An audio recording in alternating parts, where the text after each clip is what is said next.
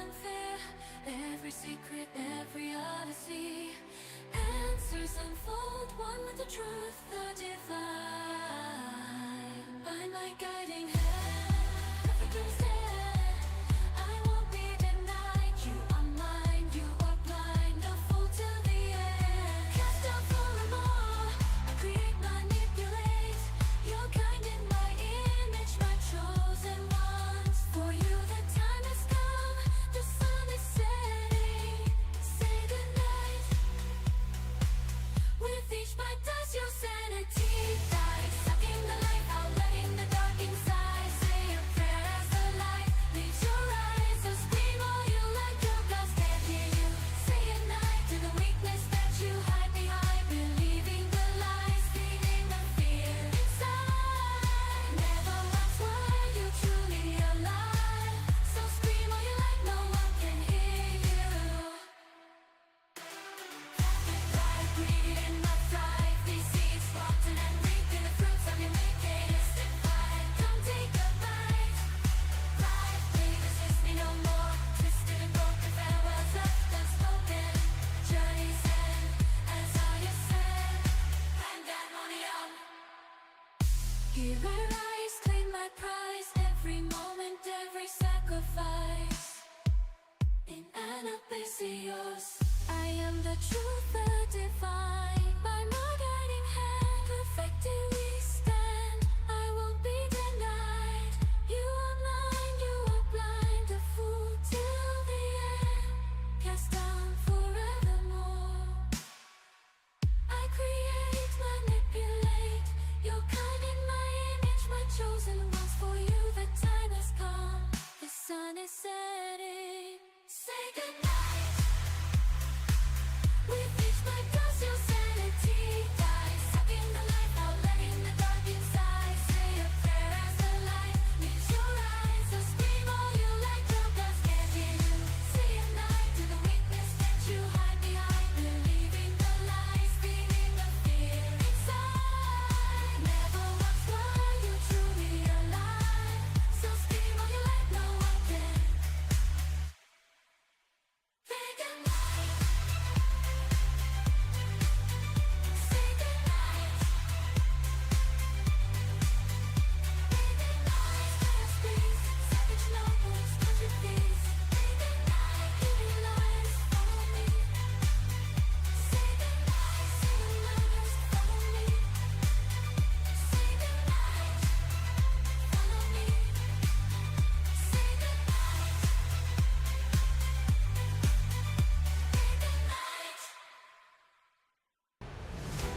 Shrieks knife through the deep, natureless creatures perverted and evil.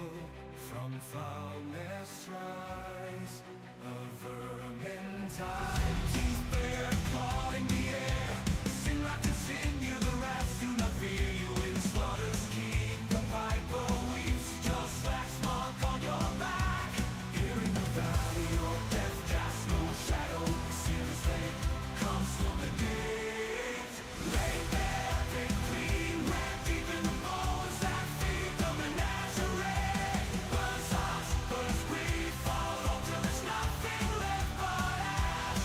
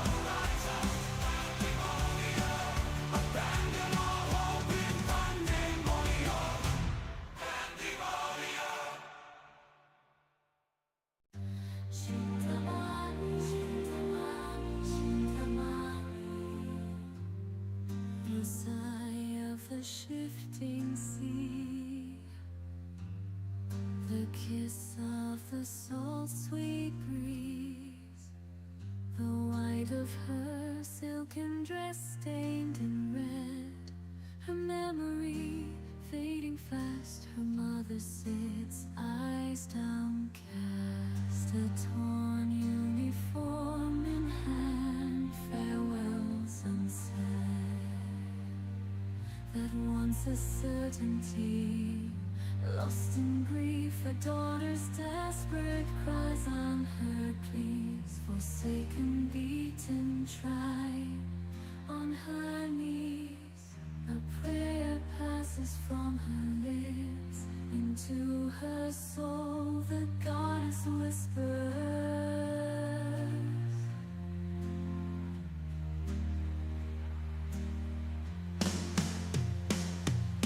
A heartbeat without harmony is moonlight without dark. The heart seek of equilibrium with balance will your worry part. So still this broken melody, and then the shoulder thee. One last step, only leaving an empty heart down by the sea. Empty heart down by the sea. Shintamani. Shintamani. Shintamani. Shintamani. Shintamani. Legacy of the land.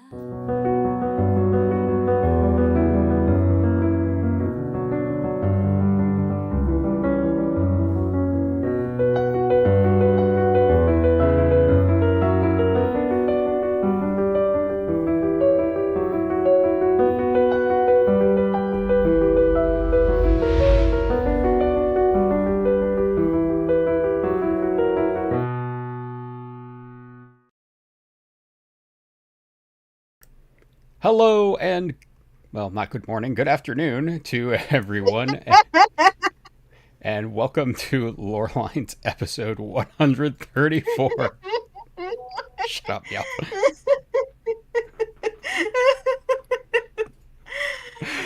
Hello, everyone. Mouth, you're kind of low. I'm kind of low. There you go. Okay. Okay. I don't know if you were Maybe leaning that away makes- from your microphone or what, but Yeah, that's possible. That's possible. there we yeah. There we go. All right. So we're continuing our tier list of Final Fantasy XIV expansions and patches. But before we get back to that, Meowth, how has your week been? What have you been up to? More. I've been gathering more replay stuff, New Game Plus. Not alone, but it's been. To be honest, it's a monumental effort, and it's like going back on things, revisiting dialogues, taking notes of many things. Did I mention the pandemonium thing? That was last week. This week I did something else. I actually don't recall which. Oh, this week I did Omega. I went through Omega. Okay. The whole raid. It was very enlightening, that one. Took many notes. And actually replayed as well the extra epilogue that they added for Endwalker for Omega, and there's a lot in there. I actually went into a full reasoning about. There's this moment in the epilogue of Omega in which Omega, aside from calling out the bullshit on the Watcher and the whole thing, there's like this dialogue tree in which Omega asks. Who was the most justified in their actions, whether Vena, Hermes, or Hades? And I went into a full reasoning myself I'm going to sit back, I'm going to reason properly the different options I am given with the knowledge I have as of now. And my answer is that considering all the options that Hades was the most justified. It was a mix between none of them was justified, which is a bit of a cowardly answer, to be honest. But it's the most is the closest Right. to what I would think. As in, you could say that you could argue, not after all, that it was not Hades' call to decide on the lives of others, but otherwise, setting that aside, neither was Renan, neither was Hermes. So saying all of them was justified is basically the most cowardly answer. So I was like, no. From this reasoning process, this is my answer. No, I don't. Not. But yeah, that was a really interesting exercise. I should actually write the whole reasoning process to have it in. For maybe future content, I don't know. There are a lot of things you need to write. So there are a lot of things you need to write. I do have a lot. Yeah, there's a lot I have to write, and I need to. But it's been a bit of a complicated month because I have to. My parents helped me clean the house. It was in very much in need of a full cleaning, and this sort of things kind of disrupt my mental and optimal state. And now I have to return bit by bit to the mental space to write something. And but once I'm back there, I have 6 scripts to work on, so yeah. I know exactly how you feel because I have like 5 or 6 as well.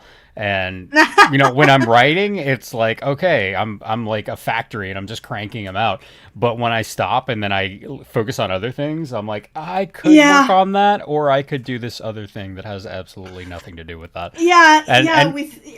That's a mood. That's a mood. We do have some feedback. From Cute, hope yapping about Endwalker doesn't take all stream like Shadowbringers. We were just talking about that before stream. We think we can wrap up Endwalker in like 20 minutes, like all of it, all the patches and Endwalker and everything. Well, we'll see about that. Depends on how it goes, but because Endwalker is an expansion that without Dawn Trail, I wouldn't have been able to fully appreciate. Though appreciate is a very nuanced word right now. So it wow. needs a glowing endorsement. It's like I thought it was bad, but then it got worse. Now I miss the bad it was. No. It's difficult to explain. It's difficult to explain. It's really difficult to explain, but I'll try. I'll try to explain. We'll talk about it when we get there. So but yeah. So going back to this tier list over here, let's hope the chat doesn't disappear. All right, there it is. The chat is still there. Excellent. Yay! All right. So we did spend all last episode pretty much talking about Shadowbringers, the whole thing. So we're not going to talk about Shadowbringers at all until Dawn Trail.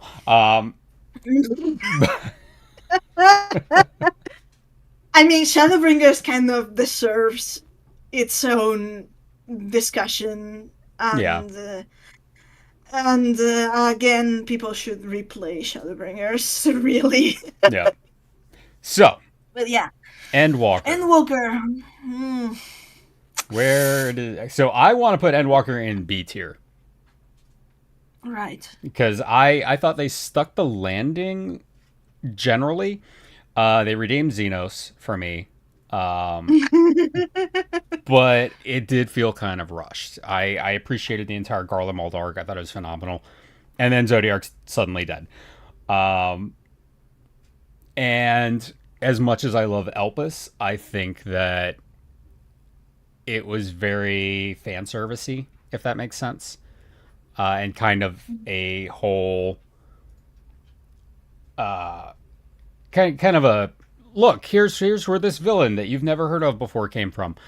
So that's kind of where I sit on that. I wasn't hugely into it. I wasn't a big fan of Medion. I thought Medion was probably the worst villain, not antagonist, villain that we've had in this game. And to date, I think the only villain that we've had in this game, really. I don't even consider Hermes there, even though he went loony. I feel like he still kind of had his reasons, even if they were really shitty.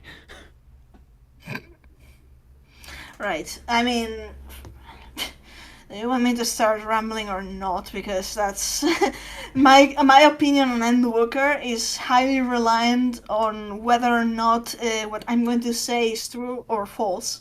So, Yeah, yeah, exactly, Q. What an explanation, huh? What do you mean it's only level 83? Right? Yeah, Zodiac dies and then the so, rest of the expansion happens. so, right. You know well, anyone who has been following Lore Lines before Dawn and all that should know what my opinion and stance was on Endwalker. It was the expansion that very much nearly almost made me quit Final Fantasy XIV. So, I should also add, not everyone on the cast agrees on where Endwalker would rank. You just happen to get two of the people who weren't very, very thrilled with it on the cast today. So yeah. it's probably not going to rank as high as it would otherwise. I know Aeneas in particular is a big fan of it. I don't remember. I can't remember if Ayumi was a big fan of Endwalker. No, because of time travel. Oh, okay, yeah. Time travel. Everything is on fire. Yeah. So I'm just gonna kind of stick this right here for now. For now, but Which me, places it me. on the same level as ARR. I mean, it's not necessarily bad, but the thing about Endwalker to me is that, you know my opinion before Dawntrail released. From a narrative standpoint, you know, where we had started analyzing all the threats coming from Shadowbringers, and we basically had an idea that of where things would be going and all that, based on these narrative threads or the revelations and all that, right? Then come Endwalker, and it seemed to somehow follow a bit of those in the first part of the arc, up to the whole Zodiac trial, when everything suddenly from Shadowbringers is thrown off the window and nothing makes narrative sense anymore. And Well, yeah, it was like they coming... started a whole new storyline, pretty much, is how it felt. The thing is, you come from that, and you go through Endwalker and the two different sides, and the story is very much notably divided in before you go to the moon and after the Zodiac is destroyed. And before you come to the moon, there is a narrative cohesion. There's a couple moments here and there that are a bit odd, but otherwise it makes narrative sense to a degree. It's after Zodiac's trial that everything becomes a mayhem, and I don't mean because of the apocalypse. I mean from a purely narrative cohesion standpoint. This is a bit abstract to explain, but it's what analyzing narrative is what I do within the team. So please bear with me. That's the point in which all the revelations we come from Shadowbringers suddenly don't matter anymore, and all that we have, and it's actually in the New Game Plus. If you read, there's like a description for every part of the story, right? When you go every chapter of the story, and in Endwalker for this part of the story, it specifically referred to trusting the path of the light. And I was reading that and I was like, okay. So basically it's all reduced to, let's go with, quote unquote, the Heidelin way. Of course, the rest of Endwalker is pretty much a fucking gaslighting screen. And I would have to point at very specific moments in which you realize there is no, in the dialogues, even cohesion. Elpis, you mentioned it was very fan servicey. I can't pronounce today. Uh, it's Elpis is a mental trap. It's we discussed this with we actually discussed this with Synodic Scribe, if you recall. It was Yep. it was in summer, and we discussed Elpis and how it plays with your mind. The narrative is trying to handhold into following a certain mental process in which you go into Elpis and you see this. It's your first foray into the ancient society, but it's also a trap because Elpis is an isolated outpost with very Correct. notable, distinct uh, Cultures. protocols. Yeah, and and protocols. Yeah. because the thing about the cowls and the masks, they don't observe it. It's an outpost. It's almost like as if you went, if an alien came to Earth and they judge us based on how we treat rats in a lab. Yeah. Yeah. That's It's a basically great, the great same. way to describe it. It's Elpis is not indicative of ancient society as a whole in any way. And a lot of people look at Elpis and they're like, oh, the ancients were like this because of this, and it's in the game. But we never actually see ancient society. The closest we get is Amarot in Shadowbringers. And even that is a 12,000-year-old later recreation based on the faded memories of one ancient.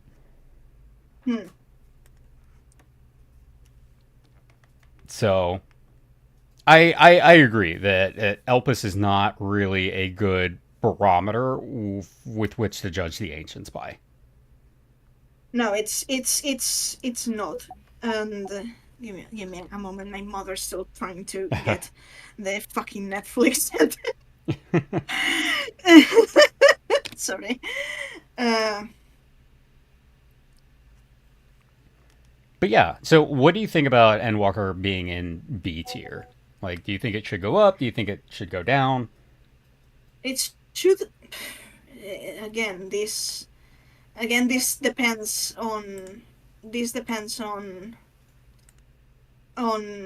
curses, on if I'm correct or not with my interpretation of Endwalker being all of it to to curses, meant to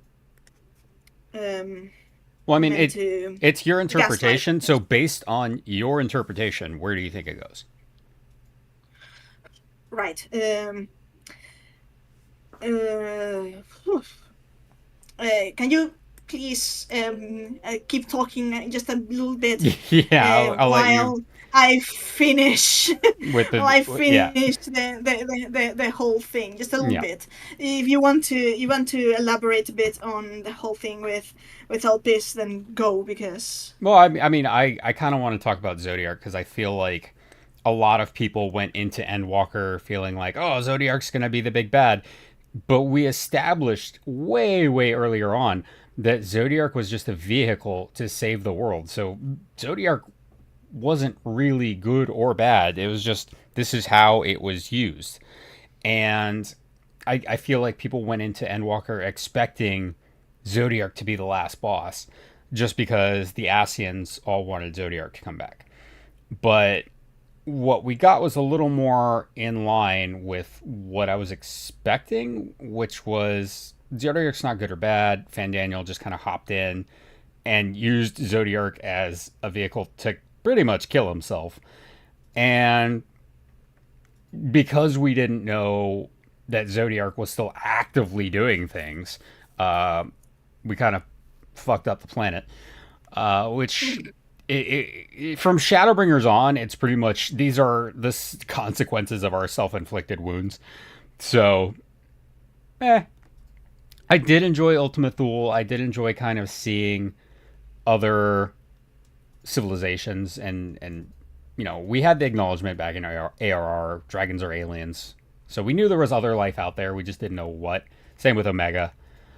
But getting an actual breakdown, yeah, we fight Fandaniel 3 times throughout Endwalker. And at the end of Shadowbringers, at the Cardinal Flats when he's trying to blow up the confluence. So that's by the time we got to Endwalker, I was just kind of like Shadowbreaker. Sorry, Fandaniel is a mustache twirly villain, and as soon as I find out what he wants, I'm kind of done with him. And I kind of felt the same way about Xenos, and that's the one thing I love about Endwalker is how they finished with Xenos. Like we knew he was gonna be our Vegeta basically, but seeing how that ended and actually getting him in a moment of vulnerability right before he died basically redefined his whole character for me. And after that, I fell in love with him. I fucking love Xenos now. I hated him in or in Stormblood. I liked him less in Shadowbringers, but in Endwalker, it took all of that and just recontextualized it and made me absolutely love his character. Right. Yeah, Right. I'm like, I wish that had happened sooner because then I would have been more sad when he died. And that's what I So pay the for this game for. I pay to be emotionally traumatized. Xenos was really Endwalker really nailed the character. It's phenomenal how Yeah. they treated Xenos as the one who had the answer to the question because it was his answer to the question, basically. But So I was I want to thinking, address what Ellie said in chat. The only account of Zodiark having a purpose came from Fandaniel. No, it actually came from Emmett Selk in Shadowbringers when he was explaining the final days and saying that they basically summoned the will of the star, which I initially thought meant making the star sentient, but I think he just meant the people on the star on the planet, their will being made manifest, which would be Zodiark.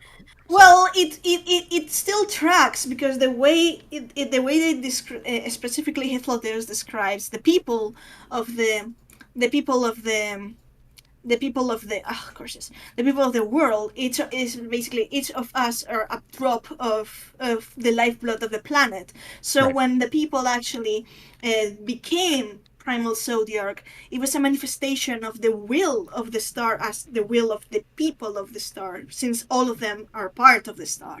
And this is really important to bear in mind when it comes to discussing the morality and the justification of the characters involved in Endwalker, because what you have, if you think coolly, because Endwalker, to realize the bullshit of Endwalker, and I believe this to be a deliberate thing, to understand the bullshit of Endwalker, you have to separate yourself from the emotional charge aspect of things, because that's what Endwalker plays you with. It Hmm. plays with the emotion. It plays with you're going to feel attached and feel um, it, we were discussing LPs before. The game does play with you. With Hermes, for example, when you're supposed to get to know Fandaniel, and then you meet Hermes, and you see this person that is so attentive and and cares so much about life and the creations, and and wants them to live and wants to treat them right. And it's a really cheap trick to have someone be so kind to animals, as to make you immediately think that person has a gentle heart. And then you go to Hyperborea, and Hermes snaps, and he's basically saying that the ancients deserve the same fate they impose on their creations, right? Hmm. This is a falsehood. This is a fallacy, because not just because we know also that the ancients tried to spare the creations any pain when they have to, return them to ether, because they were flawed. If you want, you can take the flawed thing as the most morally question of the ancients, but they try to spare them the pain, and it's not different from what we do with animals in laboratories, which may have its own morality, but they're no different from us. So so there's that, and then and then of course you go to the side story, to the short stories, and you get to have an insight into Hermes's own mind, into his point of view, and he is a sociopath.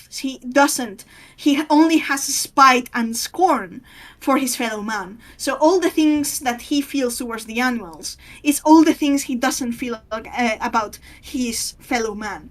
So it's one of these mental tricks that Endwalker tries to play with you, to have this sense of compassion for someone who treats animals well but despises humanity. I would argue that this is not something that is unique to Endwalker. This game has done that for a very long time. Even going back to Heavensward with Estinian. Estinian's an asshole. An absolute asshole. But the game makes you like go after him, consider him a decent guy, which eventually he does become. But it's very much like forcing you to care about Estinian, regardless of how you might feel. And I know that in Shadowbringers we kind of see the same thing, where it's based on our perspective. If we look at the Pixies in Ilmeg, Ilmeg is a horrifying place. That place is absolutely terrifying. If you read any of the backstory about what they do to people who go there and what they've done to the animals there, like, it is a fucking nightmare. And we're just kind of there hanging out with them, playing with kind of being cool. And you're like, oh, this place is pretty. Yeah. And you don't really stop to think about all the horrors that you're kind of being complicit in and okay with by doing that. Mm-hmm. Yeah, but because they're on our quote unquote side, you're predisposed to think good of them and justify them. Yeah. It's the same thing that happens with Vena. Vena does all the things that we accuse the Asians of doing, the whole thing about the genocide and stuff. It's, to a degree, it's true that they do that, but they don't do this with the intent of destroying. They want to reintegrate. That's a big difference when it comes to discussing the morals of the rejoinings. Because it's not like they want to destroy, kill the people. They want to integrate the people as wholeness. It's not like it's a big difference. Vena did the Sundering to basically destroy the race of the ancients and forge them into something quote unquote better to her eyes. That in her eyes it was some people. It was the people capable of fully quote unquote manipulate dynamis. And that's the same concept, exactly the same that Athena had. It's exactly the same, but we're going to be discussing Pandemonium later. Yeah, so I don't want to get into that now, but yeah. So but based on this, where do you think Endwalker ranks on here? Because we do have more patches and expansion stuff to get to. If it's meant to be an expansion to be taken to face value, no, just say a letter. Just say a letter. Right now, where I consider it to be, it would be an A, because the story of Endwalker annoys me in the sense of I don't like being manipulated and see that I'm trying to be manipulated and have to go with it. But again, if the purpose of Endwalker, narratively speaking, was to get the fan base to be gaslighted into a state of emotion before reason, then it would be then it is a masterpiece, because it achieved exactly that. Yeah, but again, it's nothing the game hasn't done before, and the game has proven very adept at doing that. So it's very good at making sure that you are so emotionally invested that you don't think critically about things. And if you stop to think critically about it, you're like, hey, wait, maybe, Limsa is a piece of crap for treating the kobolds like they have, which took a long time, but we did eventually, write that. Or maybe we shouldn't be playing around with the pixies. Maybe they're assholes, and maybe we should help the people who are fucked up. Yeah. Maybe it's fucked up to have the Asians stuffed into fucking Orsite to shatter their souls. Maybe. Yeah, just maybe. But okay, I'm going to leave it at B then. Leave it at B if you want. And then we'll talk about Newfound Adventure, the first Endwalker patch. Right. It's the first Endwalker patch, but this is where the current story arc starts proper. Yes. So Endwalker you is have the to. definitive It's, end of the last one. So this is the beginning of Dawn Trail's story arc, yeah, it's where kind of we have to. like the interlude. Yeah, Yeah. we have to stop Estinian from spending money on an old map. It's also interesting. So New Fun Adventure purely from a tier. Purely from a tier. I mean, thing is that it had the first raid of the 12, which I absolutely despise because I don't like dealing with the 12. It was Midst of the Run was a disappointment to me, though there is so much in there as well. So it's one of these things, you know. See, But I like the first Miss of the Realm because we got Azema and she's hot. we got the Steam and Nalfal, so yeah, there's that. But I mean, Uh, overall, it was kind of meh. Like I don't remember. Was there like anything else that really happened in this battle? I know it's a point one. Yeah, there is, but it's the whole thing about, and this is on, you know, reflection when you're you're we thinking find about that. we find the pinhole portal to the void Yeah. under the sea. It's So we- important too that we it's start important knocking too out to Emmett's list. point. Yeah, that's the so. Don't get me started on the bucket list because the thing about it's the 10. They're only just teasing that the next 10 years of Final Fantasy 14 content. Like fuck it. It's like my ass.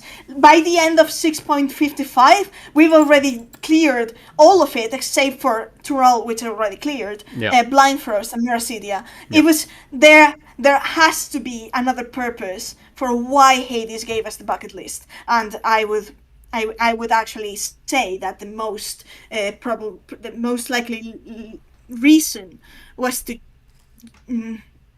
eventually make us find the Grail, but that's a different kind of worms altogether. But regardless, it's important because it's the moment in which the Warrior of Light decides that. Because it's in the first cutscene, you know. Tataru mentions the whole thing. There's the thing about the bounty and all that, and the first thing the Warrior of Light thinks is remembering Hades' bucket list. It's like the flashback there, and it's the moment in which you can tell that the Warrior of Light decides to go through that, to be like, yeah, I'm going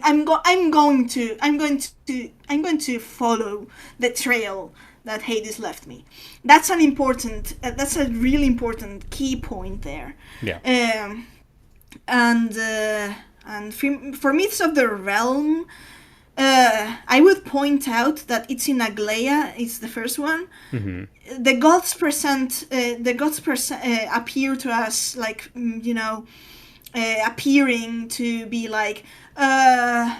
Now that Hydaelyn is gone and Zodiac is gone too, we're going to take over as the gods and rule. And, Yeah. So here, they say it's a lie, and I don't necessarily think it was it was from their perception a lie. But this game thrives in meta narrative, so knowing later on the things we know of the raid and what the 12 essentially are, I cannot help but really consider if they mention this line that seemed throwaway and amounted to nothing to be actually where the truth lies about what is coming next in as content-wise, MSQ-wise. Not with them, but with other entities. Here's my issue with Myths of the Realm, and it had nothing to do with the 12. It was, long and short, the Phantom Realm was what I had a problem with. Because we've established, different planes and everything, but they never really explain the Phantom Realm. It's just like this thing they made up to kind of explain why the 12 have their access point over Silvertear Lake. And I know they've been teasing, there's something under Silvertear Lake, but they don't really expand on that at all. And that's kind of a huge thing for having been built up since basically 1.0 to just say, oh yeah, it's Phantom Realm, it's where the 12 hang out. Like, okay, but what is the Phantom Realm? Like, how does that impact the rest of the world? Like, is this something that's being used elsewhere? You know, is this something we've seen before? It's just Not kind just of this throwaway thing that's like, oh yeah, we're just gonna not hand wave it away. not just that. It's basically a catalyst for everyone's prayers, giving sustenance to the 12. It's basically a gathering hall for dynamis. Yeah. So it's really, that place is shaped on cognitive, on the cognition of the people. We got that definition. So by that concept is loaded. That Yeah. it's basically a space that is defined by the people's interpretation and cognition of that. It's not that different from Ultima Thule if you think about it. But So yeah, I hate it. I really, really hate it. So where do you think Newfound Adventure should go? I wasn't a huge fan of this patch. It was okay, but it wasn't something that I would say was mind blowing. Like Shadowbringer's first patch was phenomenal. But in general, I've generally found the point 1 patches to be kind of weak. So I put it in C, but I could be argued for B. I definitely wouldn't put it A or higher. Low. below would be Below B? but Okay, B. C. Yeah, depends. I mean, the patch is needed because you need a transition and the implications are important, but yeah, but content wise, the patches of Endwalker are this complicated thing in which many things are hidden, but the real story is not so thrilling. It's a complicated mess. But Yep. yeah, So then just we continue. come to, was it Buried 6.2? memory. Yeah, Buried Memory. 6.2. Phenomenal patch. I really enjoyed this one just because we get our false end to Pandemonium. Yeah, I And mean, honestly, I will be honest though. The Endwalker patches, to me, their saving grace was Pandemonium. oh, I agree. 100%. Like I know Zero appeared somewhere in here. But if you ask me what happened in the MSQ in Buried Memory, I have no idea. I don't I had to remember. replay it. I've only run the Void arc. Does anyone in a chat single remember time. what happened in this patch? I do remember that we go through the Void Gate into the jail of the Felt Court of Troya. Yeah. And we Yeah, find this is where we meet Zero. Sinus, and that's where we meet Zero, and we use one of the crystal that we use. Was it the crystal that Heidelin gave us with the coordinates? I think it was. It was that crystal of light with the coordinates to Ultima Thule and all that. And we use that light to restore Zero to normal state. And well, she didn't have a name, so Gestalt proposes Zero because it's the starting point of Because it's everything. edgy. Yes, but I mean, it's an interesting name from numerology point, as it means infinite potential. Oh, right. We get Barbaricia. Okay. Thank you. No, yeah, we get Yeah. Barbariccia Scarmiglione, and Barbaricia, go back to the and source. Barbariccia, Okay. and then- go back to the source. And then we were That's when- introduced to Golbez. Or no, that was the end of Newfound Adventure. Sorry. Either way. Yes, but we learn a bit more of Golbez and what he wants to do with the crusade into the source and all Yeah. that. We didn't know that back then why. We only knew that he wanted to invade the source. Which, by the way, it's actually it was already a thing about a reflection invading the source back Right. then. We just kind of not entirely processed the 13th as a reflection. For some reason, but it was already the case. Yeah. But you got the underlining on that in It happened in twice. Montreal. But we never, well, we kind of got an invasion a little bit later. But yeah, cool. I like that. That's what I wanted.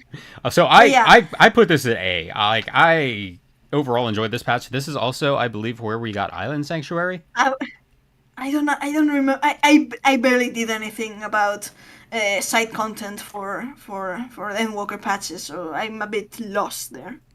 We get to I go to regret Zero's home, where the Zero's one Void domain. Sent eats the other one. And it's like, I didn't eat my friend, and he's like, yes, you did. And So, and we find out about the hyper, like, hypersensitivity is what I want to say, but it's like the hyper volatility of ether activity. in the void, Hyper volatility. that Yeah. it moves so quickly that it just kind of bounces back out of the life stream. And I'm assuming the life stream just kind of vomited up all the souls because of the etheric flow. Yeah. So So it's basically an empty live stream. yeah.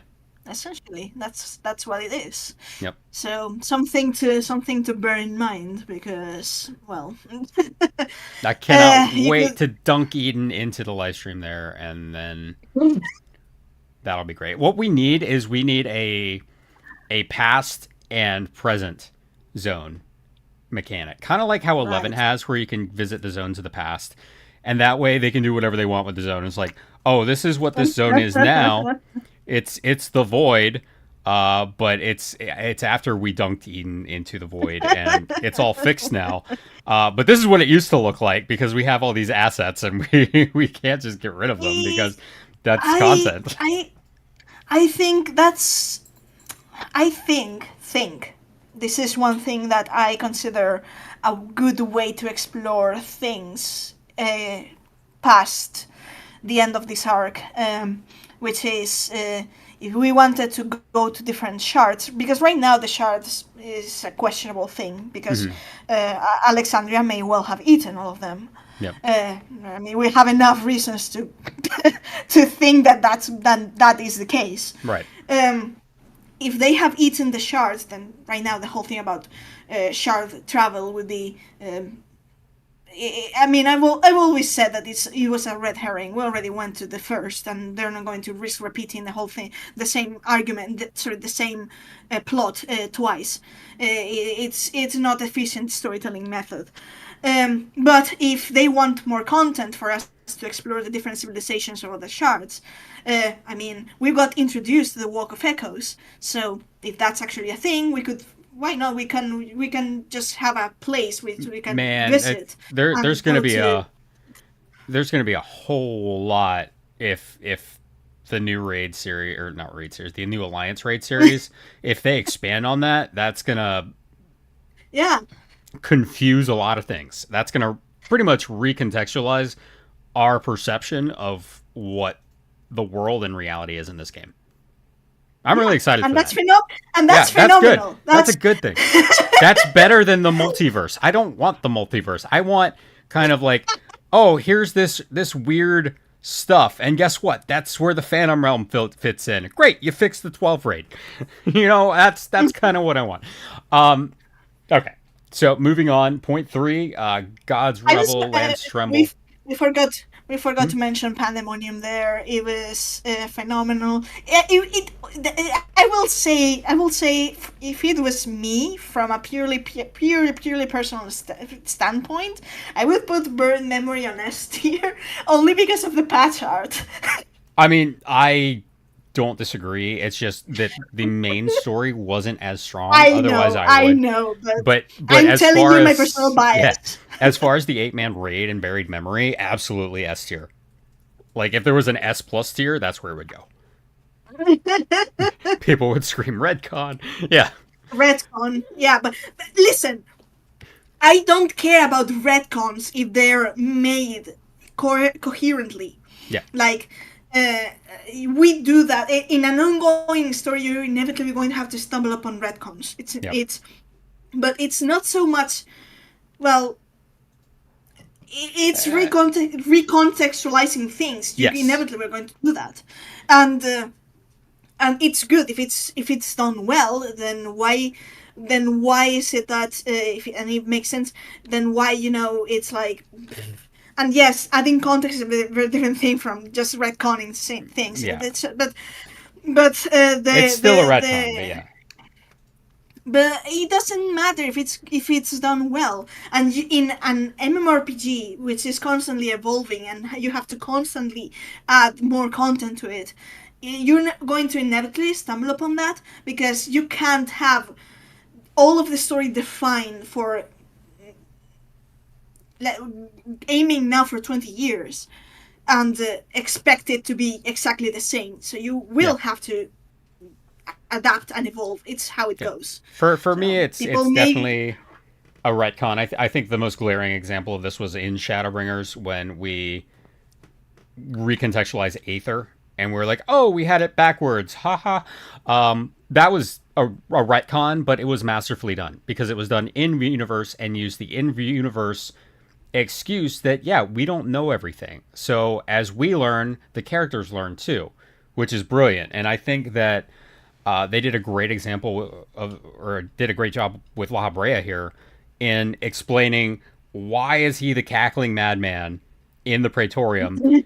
Meanwhile, here he seems to have his shit together, and he's a deadbeat dad, but only because he's so devoted to his duty and the planet that everything else is second. And as much as he wants to spend time with his family, he is so devoted to making sure that the world is a better place that he puts all his effort into that. And in a sense, you could argue that it was exactly that led to La Habrea's downfall. Into Oh, 100%. aside from the corruption from. I was going to say Athena is actually Ultima, but I mean, yeah, but I believe the corruption basically just amplified that. And yeah, yeah, because Oracite and Ultima influence does have this particularly nasty,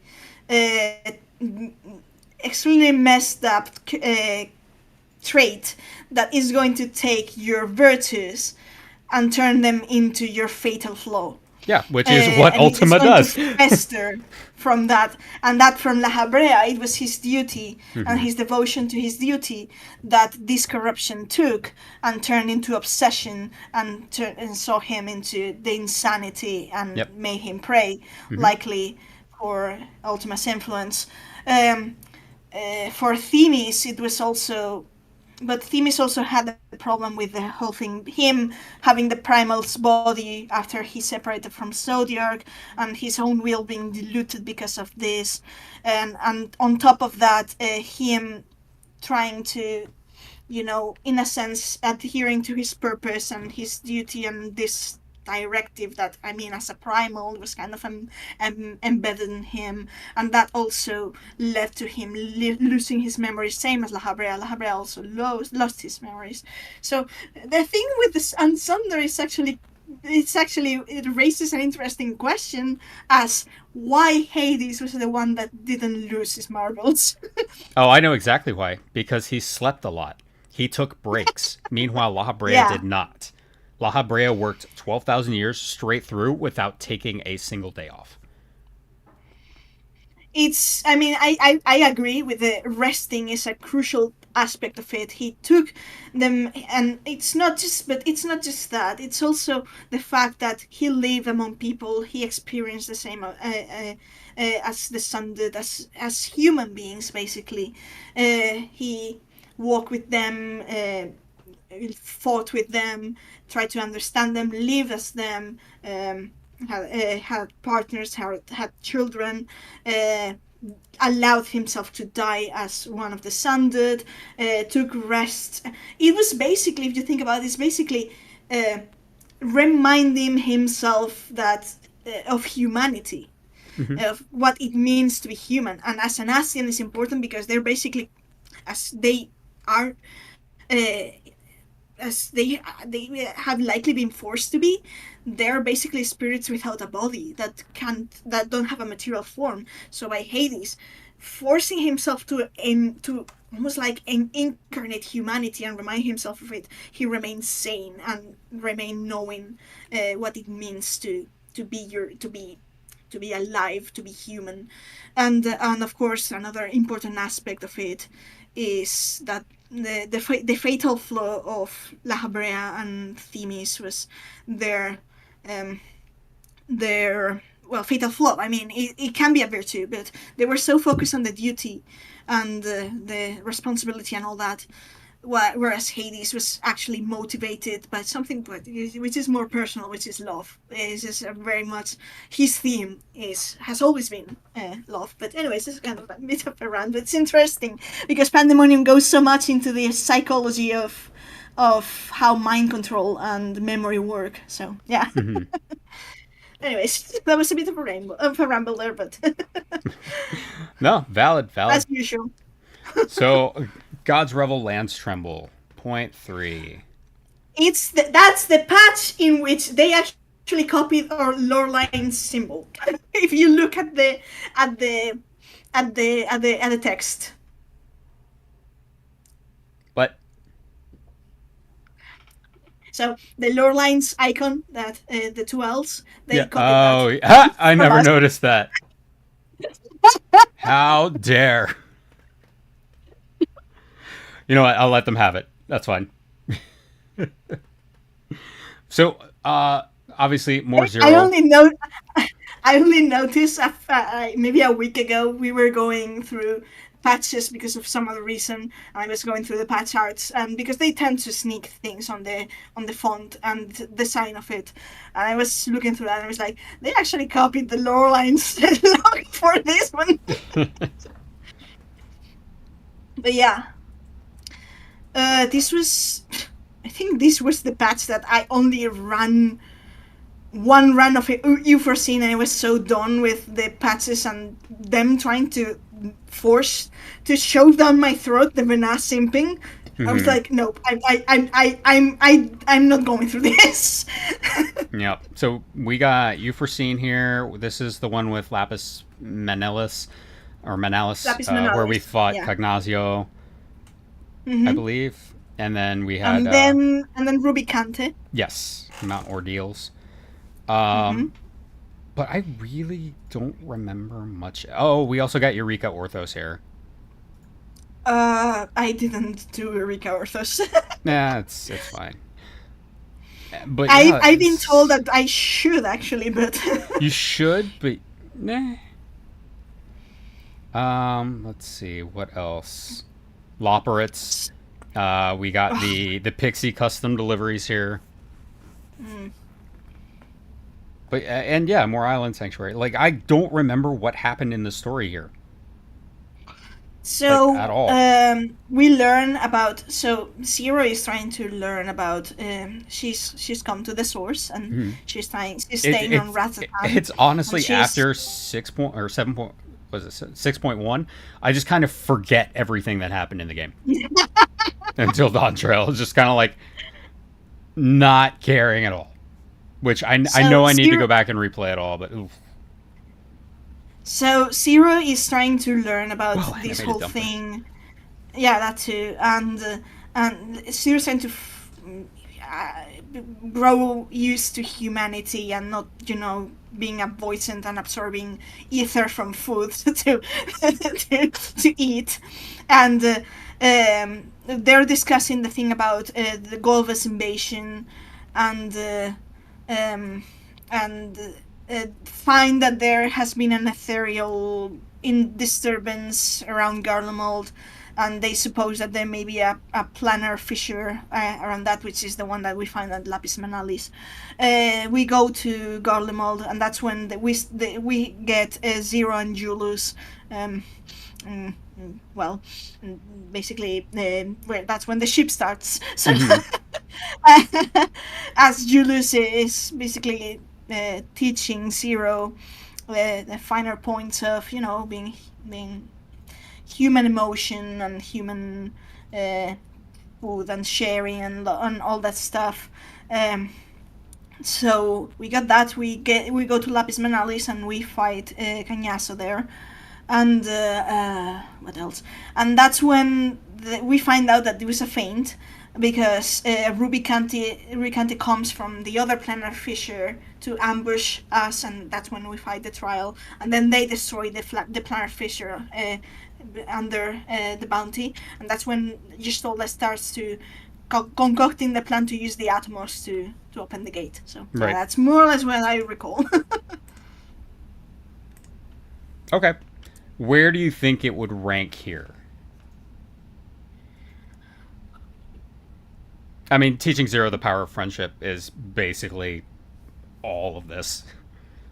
Pretty much all the patches. So, I mean, the story is good. It's not bad, but Yeah. it's very much taken from 4. That's my main my- complaint about I agree. the whole thing. I mean, the story is not bad because I mean it's action packed this patch because we fight the invasion from Cañas and Rubicante. The trial is good. The music is phenomenal. But it's still like this whole thing that you can basically guess the plot line of this arc just if you have played 4. Yeah. So I would say maybe a B. Like it was good, yeah. but again, it wasn't different. Like one thing 14 has always done really well is taking elements of other Final Fantasy games and weaving them together into something new. This was just 4. And I get There's it. certain flair added, but Yeah. but it's Like sometimes I wonder if it was a result that the quote unquote lack of originality was a result of the team having been a big part of it having been redirected to 16's development, which is I think it's something that came that it was in the middle of dispatch content when they were working really hard on that, and also to a certain degree I think I think Dawntrail suffers a bit from that final. I mean, it came afterwards after 16 release, but you have to think that the expansion was surely being developed at the same time that 16 was. So it's maybe that's why Dawntrail in terms of resources and design wise may have been a bit lacking. I suppose that right now that they don't have anything else to focus on that we know, we will get better content. But don't really think it still suffered a bit from being shafted. 16 is great, don't get me wrong. When you have a team divide on 2 different, you can't focus the same if you're working on 2 things at the same time. No, I agree. I think they definitely spread themselves a bit thin, and it definitely showed. I can't believe we got a Final Fantasy IV remake before a Final Fantasy 13 remaster. 16 is the 13 remaster, to be honest. Jesus. So, okay. So the Yeah. Dark Throne, which is basically the climax of Final Fantasy IV. I actually I glossed over this patch regrettably the first time I played it because it was new patch, but I was not interested really because I came from the first patch and it was the previous patch, and 6.3 was when I was like so disillusioned because of where the story seemed to be heading. I was a naive fool. I was, but You fool. a naive fool. Yeah, naive. Yeah, naive. And I play through 6.4 very disillusioned. It's the one that I barely remember. The one that's most fuzzy in my hair. I remember Golbez mainly and using Astaya. But if you ask me about the details about the dialogue, don't ask me because I do have to replay to really. I am kind of in the connected. same spot. We did get the Aether font here. Yeah. The end of Pandemonium. Which was begs good. the question, because I recently went through a explorer mode of many dungeons, and I went into the Ether Font, Hmm. and I read the description of the dungeon, which is important. It is always important to read the descriptions and everything, because they sneak things in everything. And I was thinking, what the fuck is Charlian claiming dibs on this massive font of ether? Like what? And of course the dungeon makes the note to say for observation purposes, and I'm like, you bet, you bet it's Right. not just for observation Observation. purposes. You know what that They is? but the Say it. You know but what the that is. You know what it is. Say the but the words. Charlians, the Charlians do this. The Charlians do this with everything. Everything that you may raise your eyebrows at. You have this, and they immediately do. It's Charlian propaganda, yeah. There it is, Ellie. Charlian propaganda.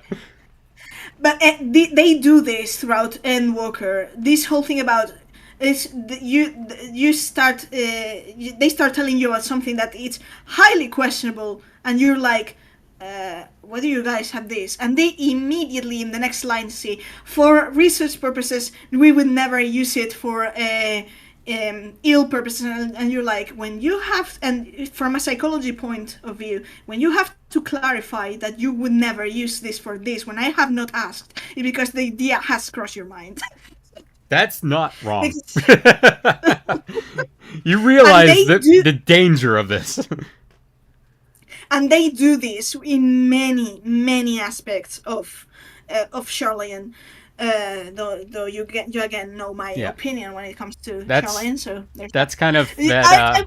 I'm also going to share you an anecdote from yesterday.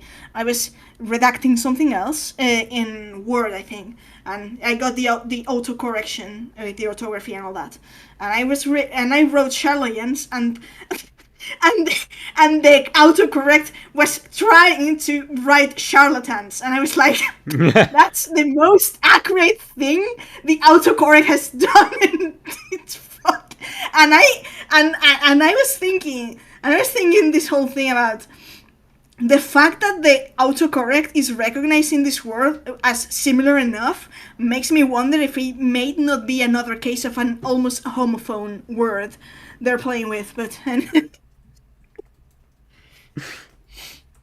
Fair. anyways, Very yeah. fair. Okay. The most important part of this patch was Pandemonium, Yeah. definitely, because So, it's the final tier. On the topic of Charlans, I'm very much reminded of a quote. The right hands, or sorry, the wrong. If this got into the wrong hands, would you mind telling me whose the right hands are? Yeah, Because but yeah, but Charlian is its own can of worms, truly. Mm-hmm. It was not until Dawn Trail that I started to give thought to that whole thing. I never really liked the Charlians. I think that back in Heavensward, they already, if you've done the Astrologian questline, I wouldn't trust anyone who decides to share knowledge and you send assassins after them. So, yeah, I fair. mean, but anyways, Assassins from the forum, by the way. We actually see that But fucker from when we from the- are get the big from the shot forum. of the Charlayan forum. We actually see him Correct. sitting there without his stupid little hat. correct. And Yeah. if you have played the Sage questline, there's this rogue sage that was trying to achieve, implied, but highly implied, Right. to resurrect his dead wife and achieve Yeah. immortality, arguing Which- that it was the lack of lifespan that ever slowed and obstacle the progress, because we couldn't live we couldn't live long enough to find all the things and research all the things we want and acquire knowledge. He should And, have stuck to Stefan Avian at the Alchemist Guild, who did that in ARR and realized what a mistake it was. Severian. Yeah, Severian. Thank you. Stefan Avian's the machinist. And the dialogue later, the mentor Lala, who is basically our mentor alongside Loifa, Lala mentions that that she had reported this thing to the forum, and the forum had never actually been interested in resolving. And so she ponders if the forum had an insight into this rogue sage research, and there was some reason for why they were not acting against him. And that alone makes me think, if the Charlian Forum was interested in immortality and resurrecting the dead, right now in where we at in Dontrell, it's even more concerning. Oh, for sure. So, but anyways, anyway, the Dark Throne. Where do you think this ranks? just because of Pandemonium and the revelations, because this is when we get the connection with Ultima. I would put it, if not S, in A. I would say A because the MSQ is blurry, but Pandemonium is crucial there. So I wanna say B. So if you say S, then I think A is a good middle ground. That's I wasn't fair. huge on this patch, but I mean it's okay. And then we've got 6.5 Growing Light right before Dawn Trail. Right. By the way, speaking of font and patch art, take a look at the font for the Dark Throne and to Growing Light, and the letter O. They are Asm sigil, but inverted. One is clockwise and the other is counterclockwise, and one is in dark tones and the other one in golden tones. They're already playing with the dark and light aspects of Asm. How dare. Hidden in plain sight. How dare they. So this is where Zero turns into a paladin, and we save Azdaja. We get the Zeromus trial. We meet Wuklamat. We meet Lamat, yeah. And we get the revelation that Golbez was actually his friend, Golbez, the original Golbez friends, Durante, who was us. When Golbez, we don't actually know, but I think it's safe to say it's quite possible, because I mean we get into Golbez's memory, so it's fairly possible that we were. Zero pulls a Cecil, which means though, because we have original Golbez's Memoria, we could actually rejoin again. Eat him, yeah. We could eat him. Yeah, if you want to use my terminology. And it's like we ate Arbert.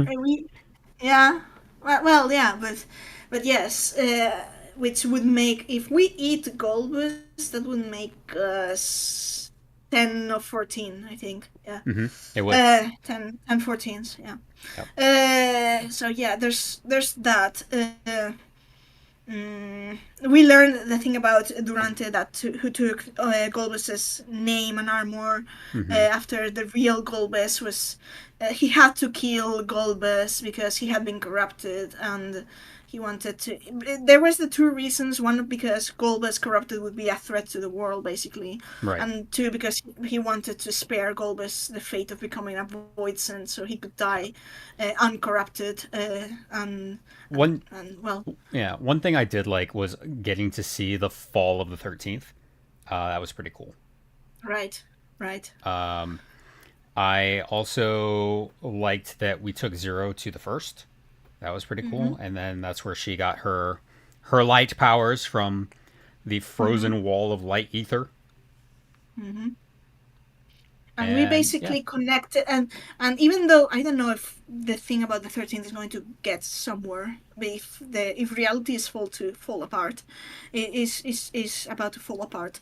But thematically speaking, setting the 13th aside and the first and the whole thing, the thing we actually do, the thing we actually achieve in this patch is thematically important because we're connecting light and darkness. Yep. So we basically create a bridge between light and dark. That's a crucial point. So where do you think this ranks? Because I want to put this, like There are things I liked about it. There was more I didn't. This is a B for me. It didn't get me really hyped for Endwalker, or sorry, Yeah, Dawn Trail at the all. themes the themes are important, but I don't feel particularly attached to it. I will say though, we got Thaleia in here, and the revelations from Thaleia are. Do you remember that Yeah, shot? you're just thinking of the floor pattern, but overall, Thalea was very underwhelming. It was, but I mean, the raid itself was underwhelming. It was basically a confirmation that the 12 were Venat's posse as the convocation. Yeah, So it was a fake convocation. It's basic, and we're supposed to be clapping for Venat and her fake convocation, yeah, as if they're not usurpers to the real convocation. right. So that annoyed me to no end. It's like I'm supposed to be clapping for you when you're basically thieves. So. Yeah, Uh, not wrong. I didn't like that. But with the revelations hidden throughout the whole thing, that's what makes me think this is so important. Yeah, However, story wise, I would agree with you on B. It would be high B, but B okay. is Yeah, I'm good with fairly B. All proper. right, so we've got about 20 minutes left. Dawn Trail. I mean, at least Dawn Trail is fairly. We only have two things, so we can Yeah, discuss. We can do this in 20 minutes. yeah. Right, Dawn Dawn Trail. Trail. Woo! I enjoyed Dawn Trail. I actually liked it more Oh, than I Endwalker. did. That's Not I so much did because too. of the story itself, but the possibilities the story opens up are astronomically world changing. Like, this is awesome. And we got a hint of this in Pandemonium. But here they're really starting to dive into, what is the soul? What can you do with the soul? And, the mechanics of life, basically. And I thought that was really interesting. Unfortunately, it doesn't really start up until the last third of the story. The first half, which is kind of, let's explore Terral, which was fun. It was fun, lighthearted. I didn't really mind it at all. But really, once the train from Shalawani goes into Heritage Found, that's where it takes off for me. So yeah, the first part is enjoyable. And it's well constructed. It's not. Mm-hmm. I mean, but the fan base when it comes to Dawn Trail has to should uh, should be aware Don't that even mention the as a fan base. Don't worry about them. yeah, but that's fair. It's fine. But the first part is basically introducing us to a new adventure. It's not the stakes are not going to be high, so it was basically I'm here to explore and know about the people of this land and the culture and the themes and I was really enjoying that. They did it very well. I felt I mean, it was not groundbreaking, but I Mm-hmm. was enjoying meeting these cultures and their traditions and learning. There was quite a bit of sociology in there and how societies can bond together instead of Mm-hmm. being in opposition. The thing with the food, it was so phenomenally done. That whole part with the trial about learning about a food that connected to different cultures. I Uh, know I, people who really didn't like that, and it boggles my mind because food is yeah. so intrinsic to how a culture functions. Like that's it's the fact that the game acknowledged that was huge to me. And Yeah. people who were like, "Oh, this was stupid," I'm like, you don't understand what they were trying to teach. Like, there's a reason that people eat certain things in certain ways and prepare things in certain ways. Like, that's part of the culture, and learning about that is intrinsic to it. What shocks me is that they didn't already know this, being the contenders for the throne. I mean, yeah.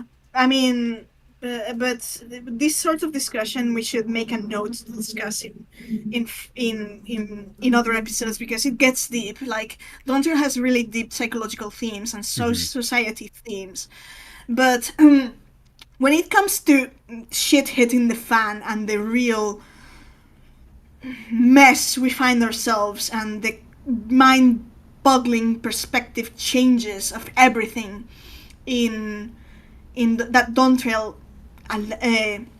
introduces. That's the part from Shalwani. Yeah.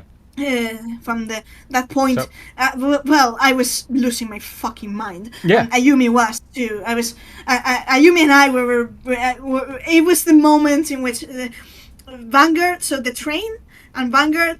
That's basically the game being like, welcome to Fabula Nova Crystallis, motherfuckers. Yep. That's exactly it. Oh, It you're even right. The begins- train. Wow. Okay. Yeah. Yeah. It even starts on a train. It's- Wow. It starts on a train, breaking through the barriers. This is breaking very through much barriers. the intro. And Very much the intro. shooting at flying things from the train. That's more from Type 0, but that's the first Battle of Judica. I mean, but yeah, but regardless, also, it's 13. I'm referring to lightning with the rocket launcher on the train, but yeah. Yeah, I mean, yeah, it is too. So yeah, it was the moment in which, like, I mean, back then I was just thinking of the train. It was only when I got to Vanguard and I saw that the hallways of Vanguard were very much they're actually, according to Arden and Ness, it's a mix between the hallways of the Palamecia, the airship, and the doors of Rakasnar, which is loaded because Rakasnar in 11 turns out to be the place where Final Fantasy 11 Hades is sealed. Oh wow. So That is super I'm- loaded. Wow. I need to play more 11, but yeah. So for me, So- Dawn Trail is an A. And it's probably the Yeah, only I A agree. expansion because I think most of the other expansions they either fall into S or B. So they're either really good or they're okay. This was kind of in the middle for me, where it was like there was some okay here and there was some really good here. So that's kind of Dawn why I Trail- put it in A.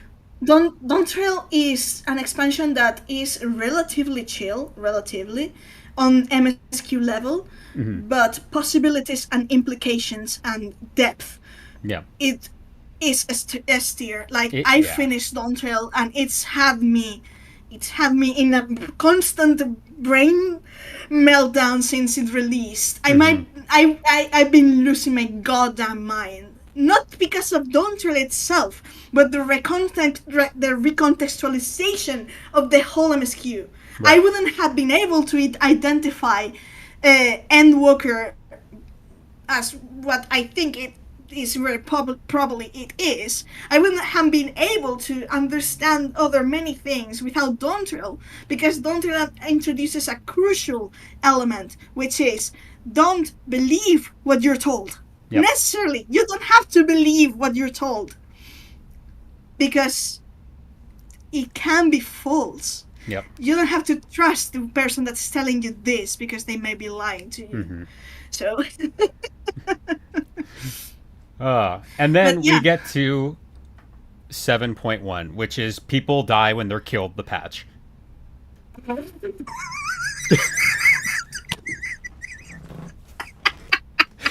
even that is iffy, you know. because Yeah, death you're far in, from your mic. There you go. death in 14 is a hazy concept, because when Say that exactly again. Say are that you, louder. Say that louder. Because it's true. It's an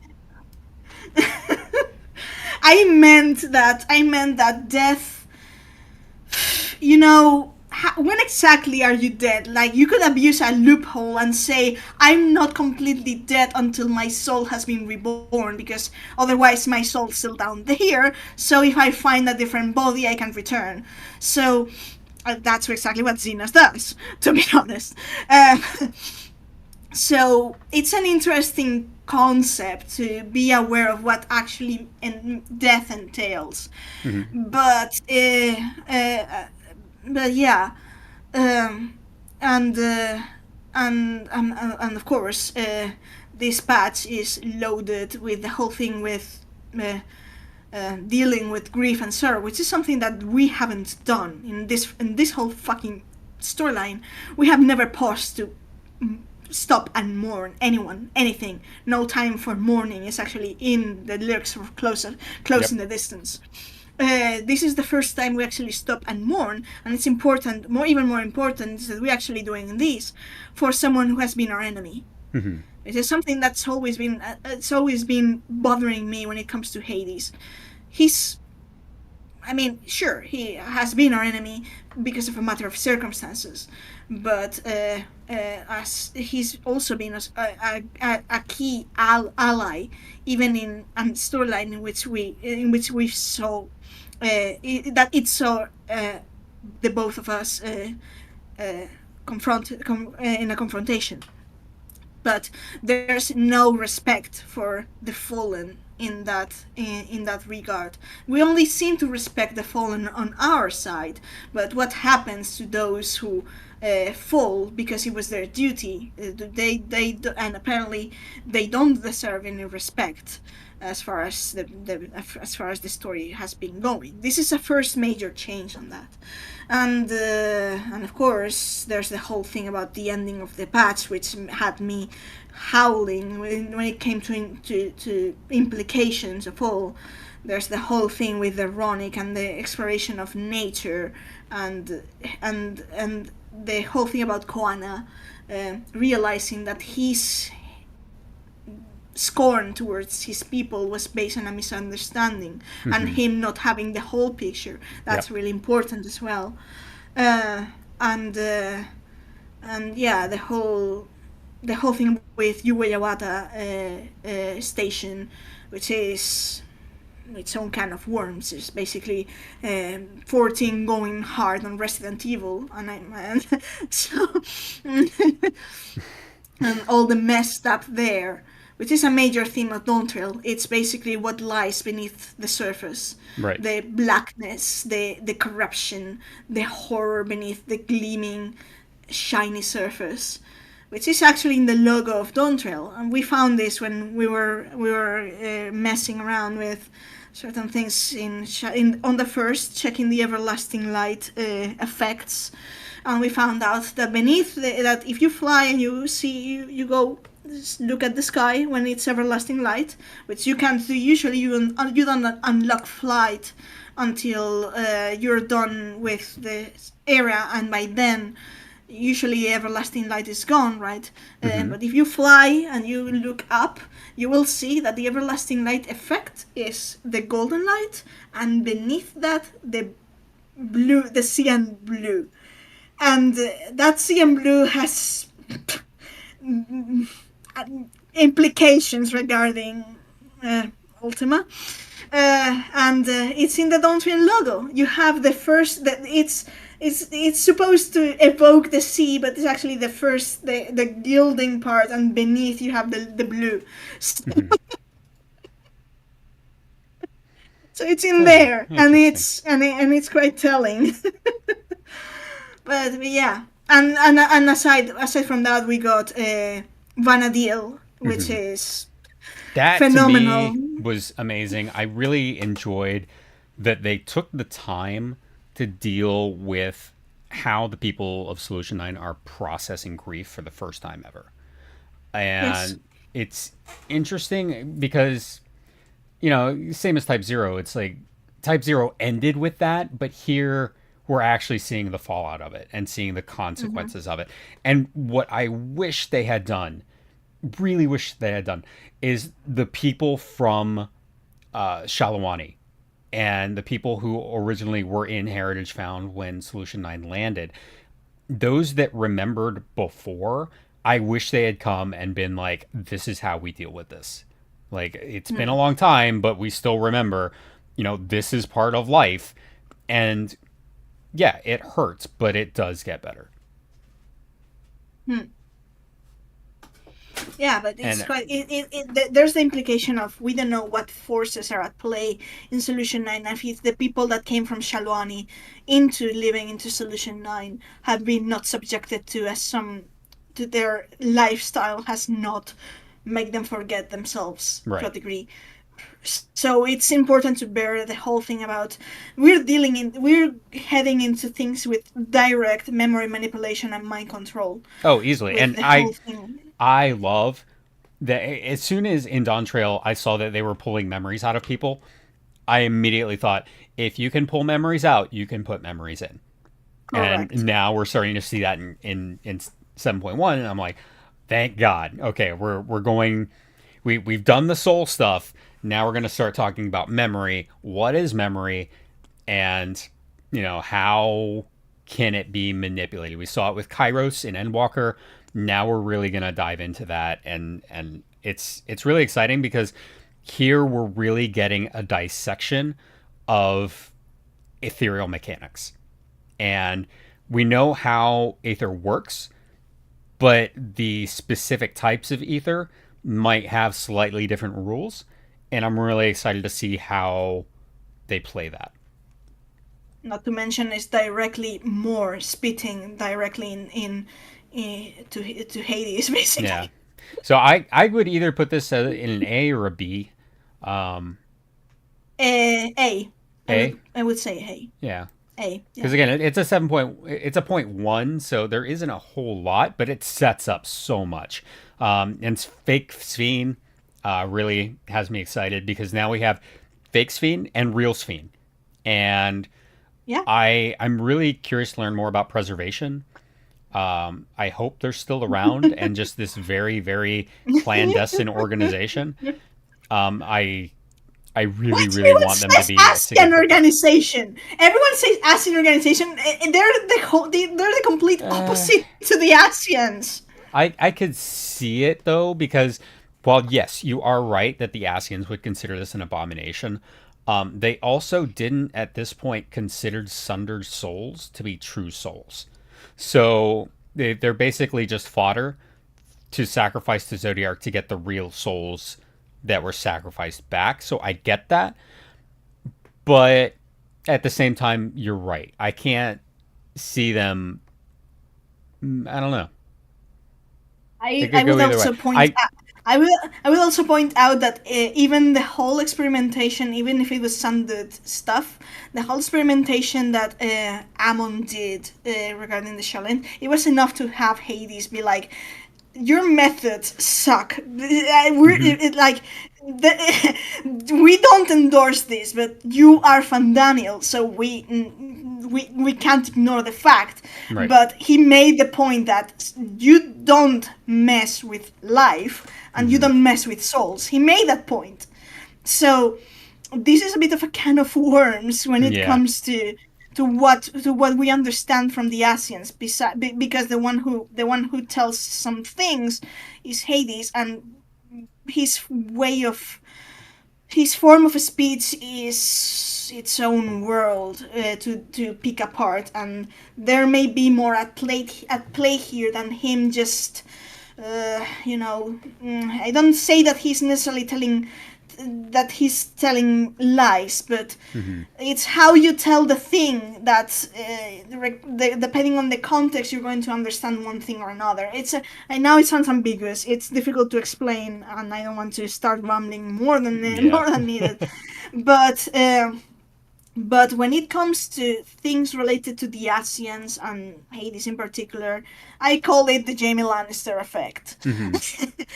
In which when you have a certain perspective, you're going to think of them like the antagonist, the villain, but then the more insight you have into their perspective, their side of the story, you might find yourselves having a complete flip of perception and understanding why they're doing this and what is their reasoning. And it doesn't make them saints, because the Asians are not saints, but they are very much aware of this. They are the first one that very much know that they're sinners. The problem is when you but at the same time, this also saves them from believing that they are virtuous and free of the stain of sin, because that's the worst mentality anyone can have. Right.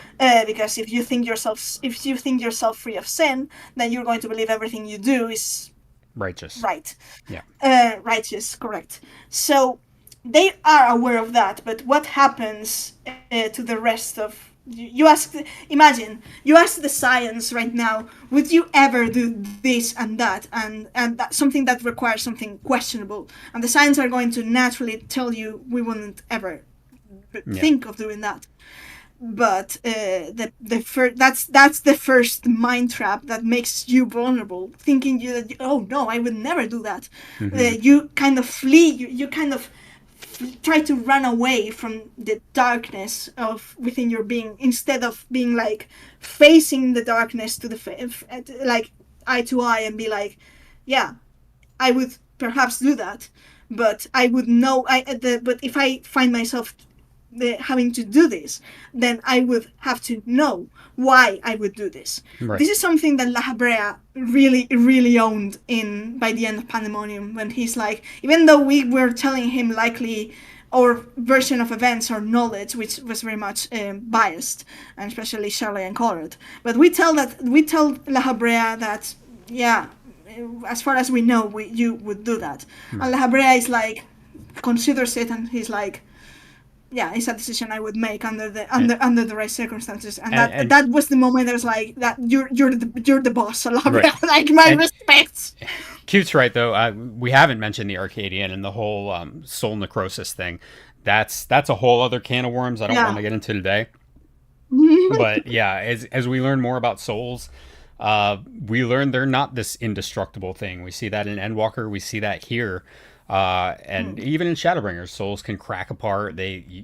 Souls can die, which is kind of terrifying. And that, for me, is actually killing someone in the 14 universe. So yeah, we can talk about that later.